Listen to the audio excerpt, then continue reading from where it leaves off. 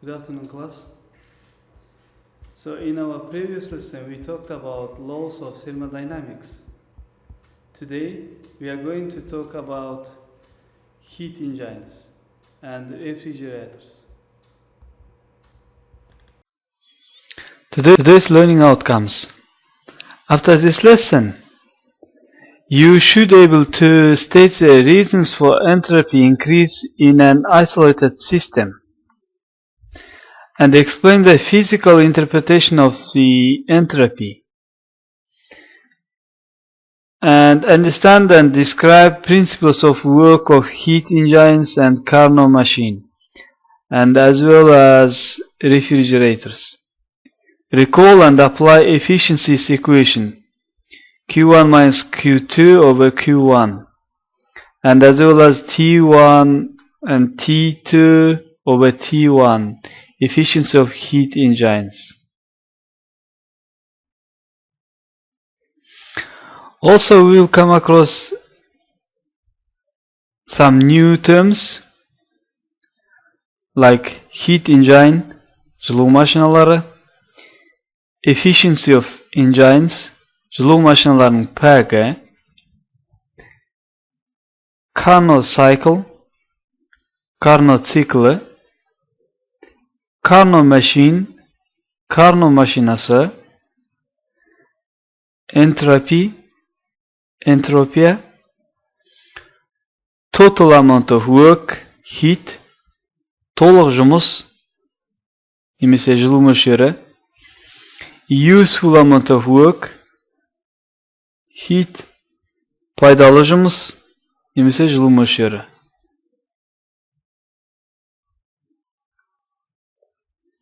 Before talking about heat engines, let's talk about transducers. So, what are transducers?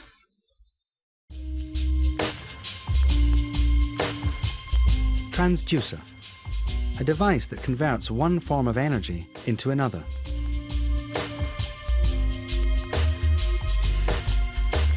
The term is often applied to devices that are sensors or detectors, though any device that performs energy conversion is a transducer. A microphone, for example, is a transducer that converts sound into electricity, while a loudspeaker is a device that converts electricity into sound.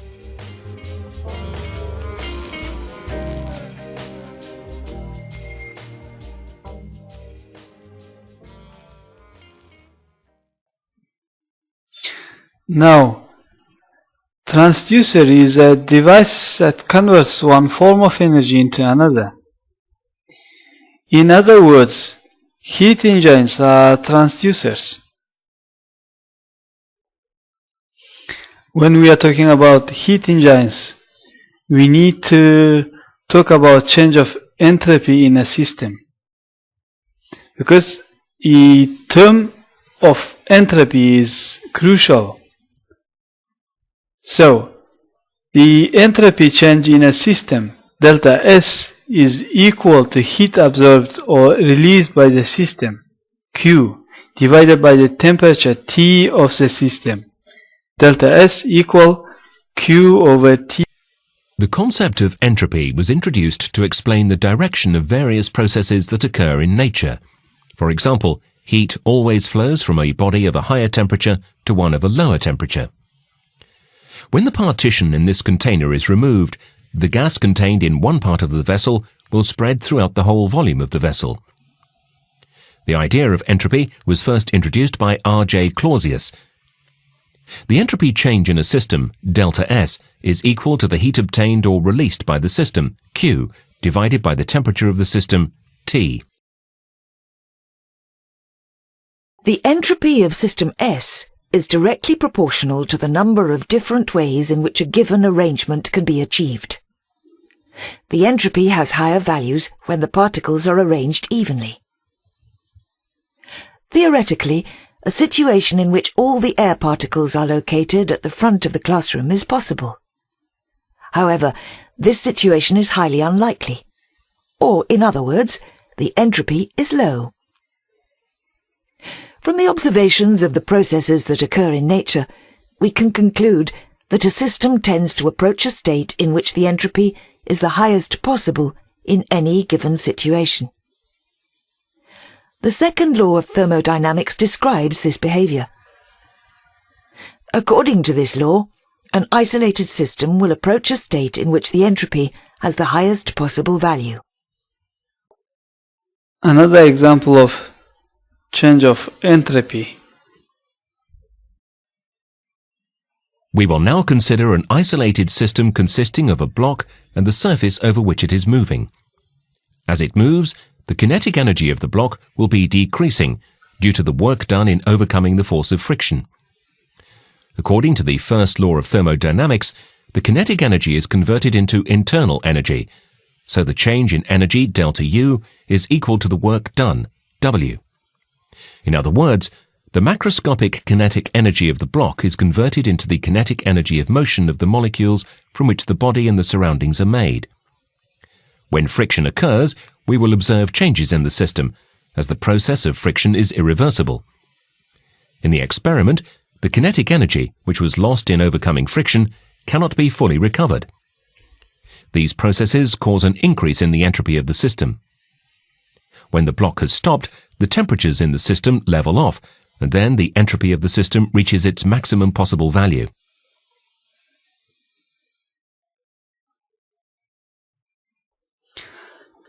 Change of entropy.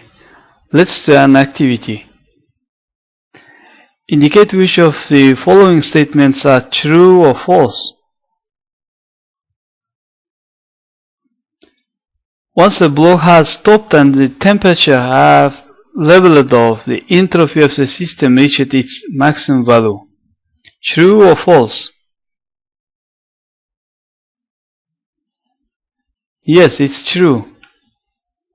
Next, in the process of friction, the kinetic energy of and the internal energy of a body keep increasing. No, it's false. In the process of friction, the internal energy of the whole system increases and the internal energy of the block decreases.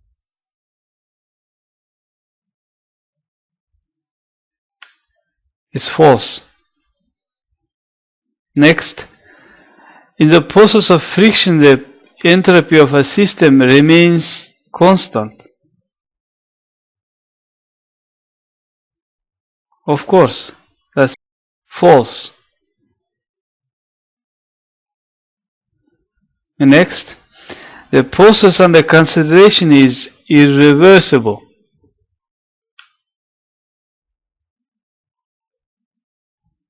It's true. And finally, the process under consideration can be reversed. For example, it's possible to obtain an increase in the kinetic energy of the block by applying the internal energy of the surroundings without having to use a radiator. It's false. Well done. Heat engine. A heat engine is a device which converts the heat energy into the mechanical work of the energy. Generally, heat engine consists of three main parts. First one is source of heat at high temperature, T1. The second part is working substance. And third part is sink of heat at lower temperature. A heat engine is any closed cycle device that extracts heat from a hot reservoir, does useful work and exhausts heat to a cold reservoir. A closed cycle device is one that periodically returns its initial conditions, repeating the same process over and over again. All state variables, pressure, temperature, thermal energy and so on, return to their initial values once every cycle. A heat engine can continue to do useful work for as long as it's attached to the reservoir. A heat engine usually runs in a cycle, returning in its starting point after each unit cycle, because the change in internal energy for each cycle must be zero.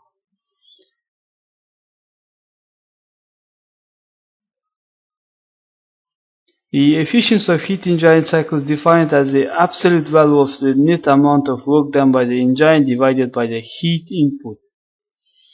The efficiency can also be written in terms of the absolute values of heat input and heat output. Some common examples of heat engine are internal combustion engine of an automobile and the gas turbine of an electric power generator. Now consider an engine that produces a power of 80,000 joules per second, operating at 100 cycles per second, and a heat input of 400 joules per second. What is the efficiency of the engine? 5, 20, 50, 20. Its efficiency is 20. For an engine to operate at 100% efficiency, no heat can be lost to the cold reservoir, which is impossible. This illustrates another form of second law of thermodynamics, which is no cycle process can completely convert input heat to work. Types of heat engines. There are lots of types of heat engines. However, we can divide heat engines into two strands. First, external combustion engine, EC engine. So steam engine, Stirling engine, steam turbine, closed cycle gas turbine are the type of external combustion engine. For example, this picture is a locomotive engine of railway train. The second group is internal combustion engine, IC engines.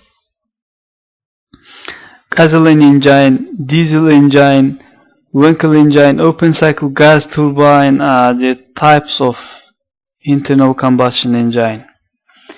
In this picture, it's shown internal combustion engine of our car. Now, let's talk about internal combustion engine. Who wants to explain the working principle of the internal combustion engine?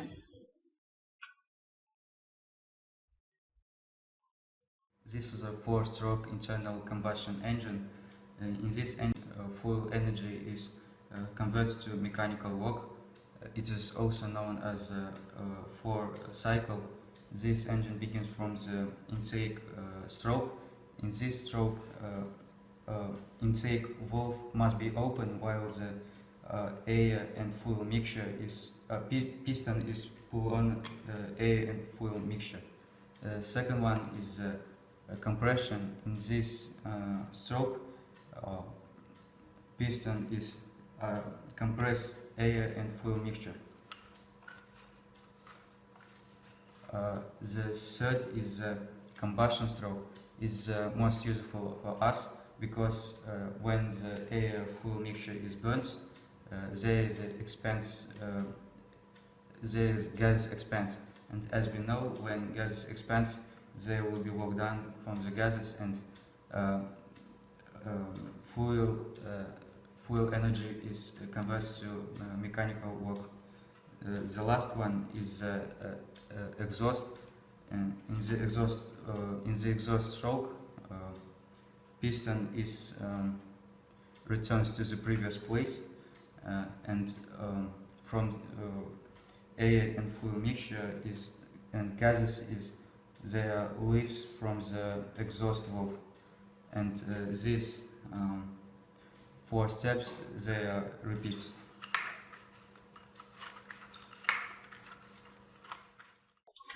Now let's talk about Carnot's theorem and cycle, and also efficiency of Carnot's machine. A theoretical limit to the efficiency of heat engine can be determined from the Carnot cycle. This cycle consists of 4 residual processes, 2 isothermal and 2 adiabatic. A reversible process is one that follows an equilibrium that path can be a retractive process. First step is isothermal expansion of the gas from A to B. The second step is adiabatic expansion of the gas, shown B to C. The third step is isothermal compression, shown by the curve from C to D. The final step is adiabatic compression, which takes the process from D back to A. The efficiency of the Carnot engine depends on the temperature of the hot and cold reservoir between which it operates. This Carnot efficiency is a theoretical upper limit that can never be exceeded by a heat engine. Suppose written specification of engine claims a heat input 5000 joules per second at 400 kelvins and heat output rate is 2000 joules at 200 kelvins. Are these specifications believable? Yes, no, can't tell from available data. No, they are not believable. Calculated efficiency of the engine is greater than the theoretical Carnot efficiency, which is not impossible. As we mentioned above, there are lots of types of heat engines, but this is thermomagnetic motor, or other words Curie pendulum. Let's experiment. Now we are going to do pendulum motor, or in other words we call magnetic Curie motor. So we use €1 coin. €1 coin is made up of nickel, and we use magnets, and when we hit the €1 coin, it becomes non-magnet, and it doesn't attract to the magnet, because nickel's Curie temperature is 330 degrees. So now let's experiment.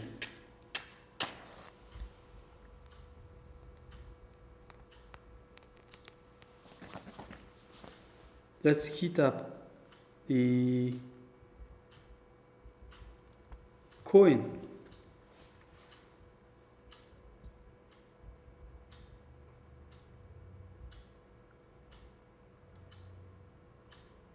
Be patient, let's wait.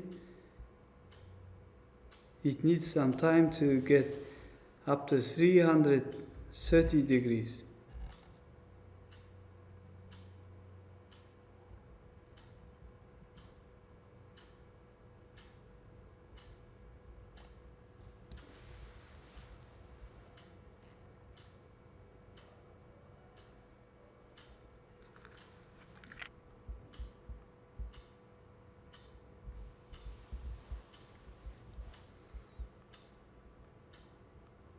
When it becomes non-magnet,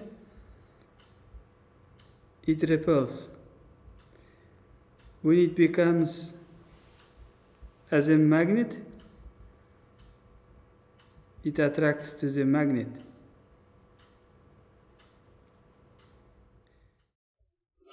Thermomagnetic motors converts heat into mechanical work by heating a ferromagnetic material above its Curie point. In other words, thermomagnetic motor is another type of transducers.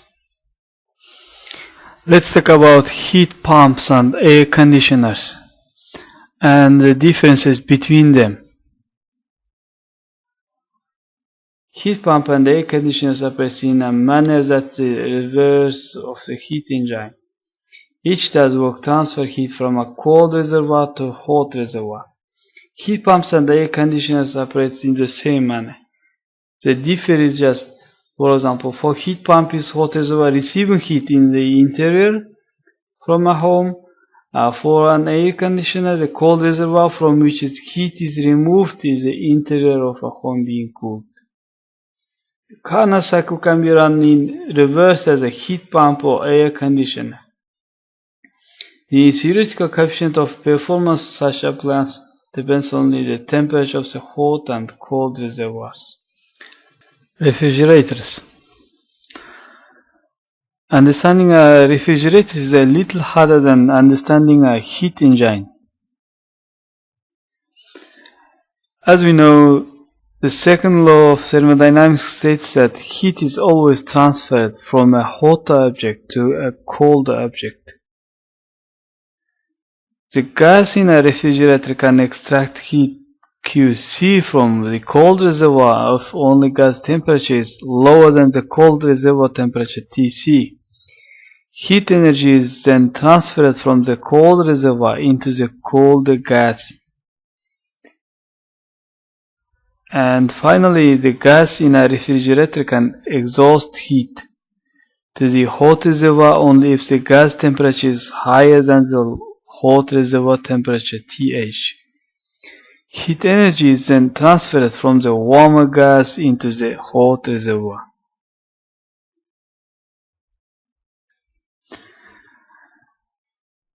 Picture A is general working principle of refrigerators. For example, picture these cooling coils are the refrigerator's high temperature heat exchanger.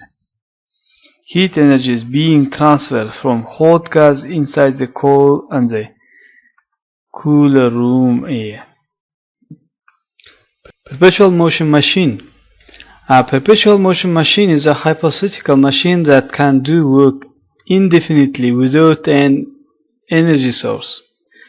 This kind of machine is impossible as it would violate the first or second law of thermodynamics. Let's solve more problems and practice. Question number 1. An inventor claims to have developed an engine that takes in 1000 joules of heat and produces 1500 joules of work during each cycle. Comment on the validity of this claim. The proposed engine claims to produce more work in a cyclic process than the amount of heat that is supplied. So it's in violation of the first law of thermodynamics. It's impossible to create a machine that produces more work than that takes in.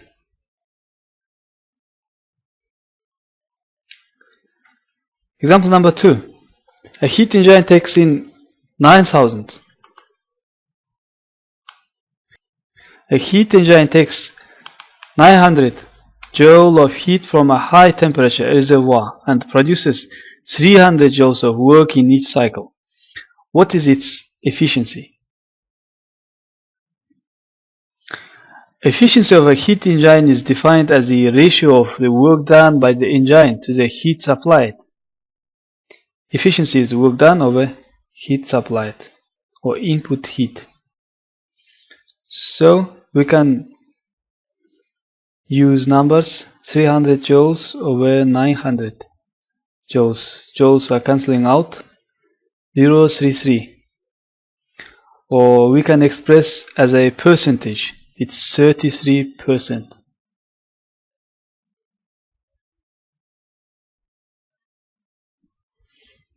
Example number 3. From time to time, people suggest using the difference in the temperature of water at the surface of the ocean that near the bottom of the ocean for operating a heat engine. Using 20 degrees as the high temperature and 4 degrees as the low temperature. What is the efficiency of such a device?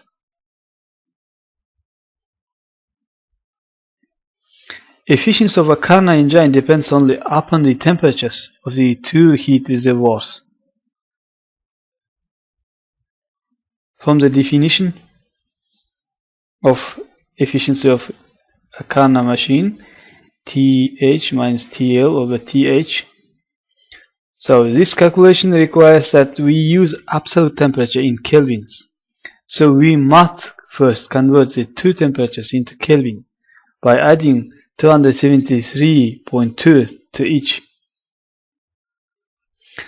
Thus, TH will be 293 and 2 kelvins, and TL will be 277 and 2 kelvins. Now we can calculate the efficiency of a Carnot engine. So efficiency will be 0.055. This is a rather low efficiency, but there is a large amount of ocean water available at a very low price, almost free. So some efforts are being made to develop such system.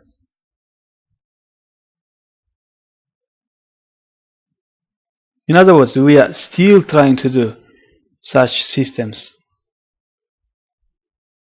A very low efficiency. Example number 4. This question is about car efficiency. An automobile engine has efficiency of 20% and produces an average of 20,000 joules of mechanical work per second during operation. A. How much heat input is required? B. How much heat is discharged as waste heat from this engine per second? We want to find heat input QH as well as the heat output. It's given work done 23,000 joules each per second, and efficiency of engine is 0.20. We can use the definition of efficiency. E efficiency is work done over heat input in its various form to find QH and QL. A. From this equation, we solve for QH. So QH will be work done over efficiency. Now we can calculate 23,000 joules over 0.2. It's 1.15 10 power of 5 joules.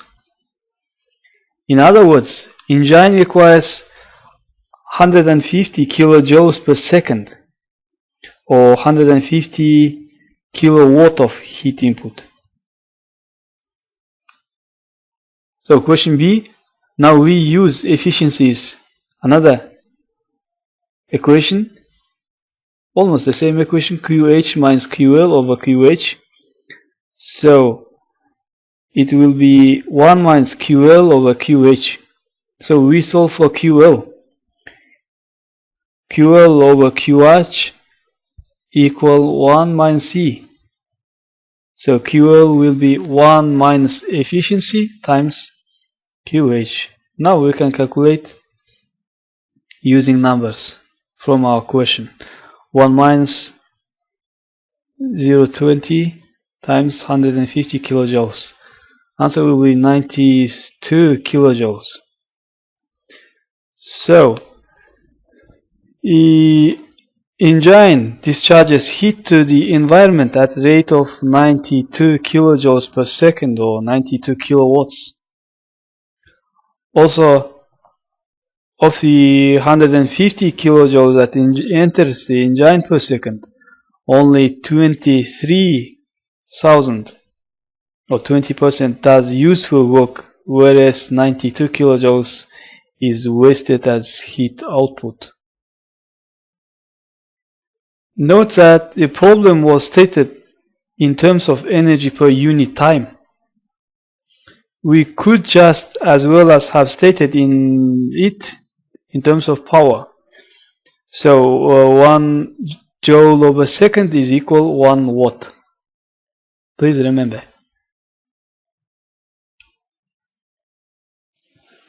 Let's solve more difficult one. Analyze the heat engine of figure 1 to determine the net work done per cycle and B. engine's thermal efficiency. Assume the gas is monoatomic. So as you can see, the gas follows a closed cycle consisting of 3 distinct processes. Process 1-2 is isobaric. Process 2-3 is isovolumetric, and process 3-1 is isothermal process. So for each of the 3, we need to determine the work done and the heat transferred.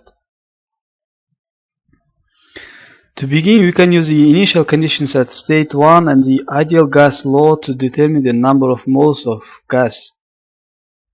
N is PV over RT1. We know that P1 is 200 kilopascal and V1 is 200 centimeter cubes, and R is constant. T1 is, it's given 300 kelvins.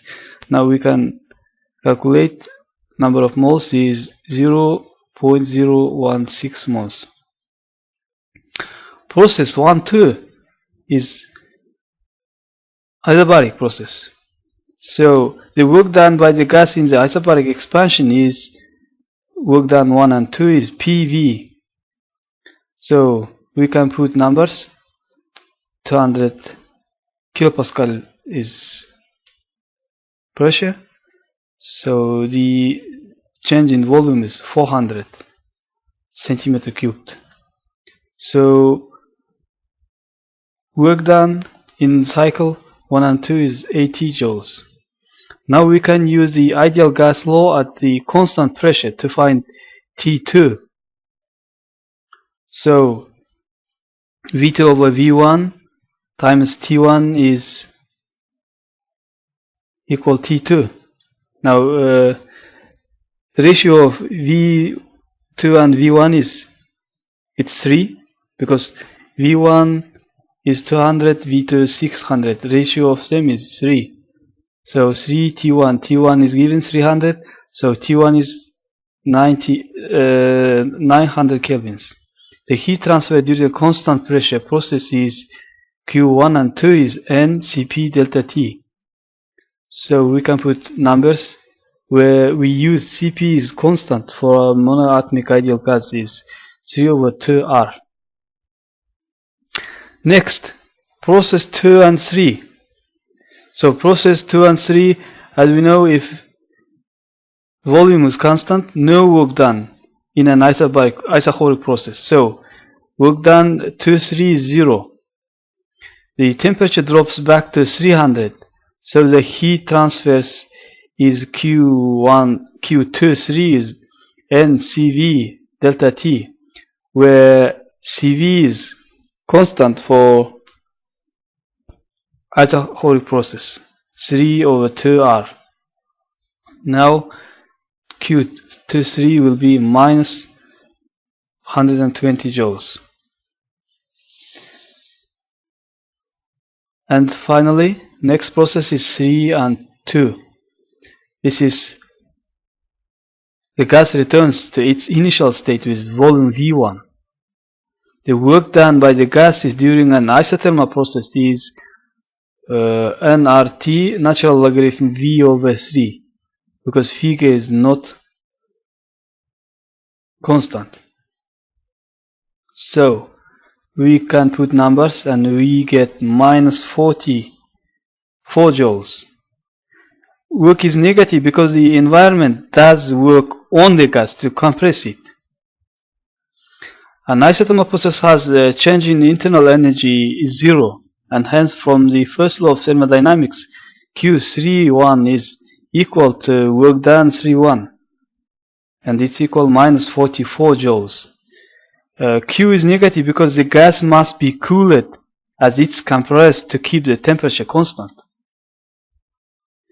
And finally, the net work done by the engine during one cycle is 36 joules. Because the work done 1 and 2 is 80 joules, work done 2-3 is 0, and work done 3-1 is minus 44. So answer will be 36 joules. As a consistency check, note that the net heat transfer is, again, we calculated Q1 and 2 is 200 joules, Q2 and 3 is minus 120, and Q31 is minus 44. Again, answer will be 36. A heat engine must have Q net equal work total, as we can see. So B, efficiency depends not on the heat transfer, but on the heat QH transferred into the engine from the flame.